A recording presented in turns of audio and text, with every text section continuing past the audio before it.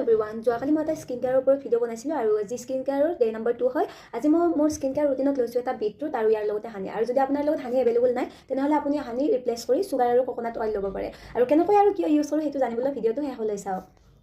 এতিয়া মই এটা কণ্টেইনাৰ লৈ ইয়াত বিট জুইচখিনি ওলাই লৈছোঁ আৰু ইয়াত এচামুচ হানি ভালদৰে মিক্স কৰি লৈছোঁ আৰু ৰৈ যোৱা বিটখিনি জুইচ বনাইছোঁ, কাৰণ বিটৰুটৰ জুইচ খালেও আপোনাৰ স্কিন ৰিজাল্ট বহুত ভাল হয়। কেনেকৈ এপ্লাই কৰিছোঁ চাই থাকক।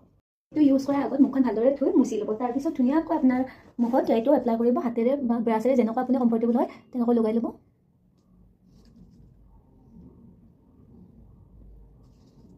আৰু পেকটো ধুনীয়াকৈ গোটেই মুখখনত লগাই লৈ 15 মিনিটৰ কাৰণে ৰাখি ৱাছ কৰি দিব। এতিয়া মই ফেচ পেকটো ধুই দিলোঁ। আমি এতিয়া জানি লওঁ এই পেকটো লগালে আমাৰ কি হয়। বিটৰুটে আমাৰ স্কিনৰ ৰাফনেছ কমাই এটা স্মুথ টেক্সাৰ দি দিয়ে, লগতে ইয়াত থকা ভিটামিন A, D আৰু K আমাৰ স্কিনৰ অভাৰঅল টেক্সাৰটো ইম্প্ৰুভ কৰে, আৰু ইয়াত থকা এণ্টি অক্সিডেণ্টে আমাৰ ব্লাড চাৰ্কুলেশ্যনত হেল্প কৰে, যিটোৱে আমাৰ স্কিনটোক এটা নেচাৰেল গ্ল' দিয়ে আৰু দেখিবলৈ বহুত এট্ৰেক্টিভ হয়। যিহেতু এতিয়া সৰস্বতী পূজাৰ ছিজন আহি আছে, তো চবে সৰস্বতী পূজাৰ আগত এই ধুনীয়া ফেচ পেকটো এপ্লাই কৰিব আৰু এটা ভাল ৰিজাল্ট পাব। তো ভিডিঅ'টো চোৱাৰ বাবে থেংকছ।